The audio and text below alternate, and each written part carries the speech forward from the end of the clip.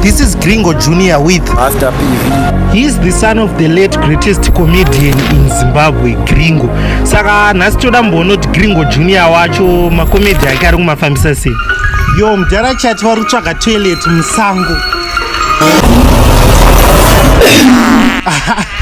Editor nemusikanzo wekutoti boom zvokuti kana uchitodya ipapo unotodzwa kutonhuhwa ipapo.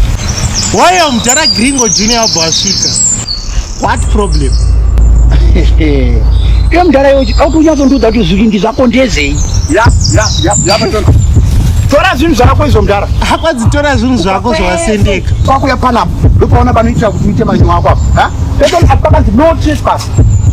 Unomboita nezveiko iyo mudhara? Taura neni mudhara, ini ndinoitwa private muroyi mudhara. Azvinzwa? Private muroyi. Vakaipa Gringo Junior. Go and check their YouTube channel. Kaka Skits. Saka Gringo Junior akati musubscribe Hasta PV. Why subscribe to Hasta PV? Chisapoti chikomana. Yes, I think. Hey! Matsanga man. Are you okay? Ndabayo nerunako rwako. Mongo ndona pa TikTok ndopa ndokana mashotsi akadai. Ndine mada kuzoita nini mongotora nhamba ndidzodzo dziri pa screen dze WhatsApp. To the next video.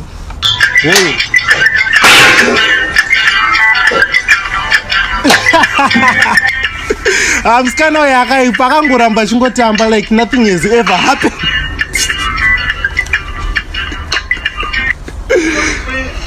Mufana uyu akuisa mafireworks in the grill. Oyo! Mjara charo oyo. Mpana charo wakuisa yes, speaking of fireworks, kuna wapana wafuta. Dwangu mabura ngoma. Oyo!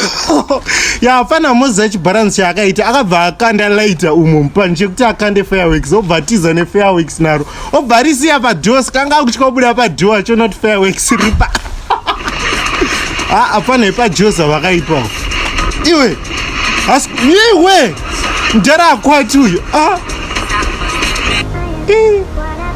It has been crazy. Fana undisendera mavideo pa WhatsApp vana vamoda kuti ndireact chero enyama akashuta and vanda undibata nhamba dze WhatsApp ndidzodzo dziri pasi ndisendere mavideo.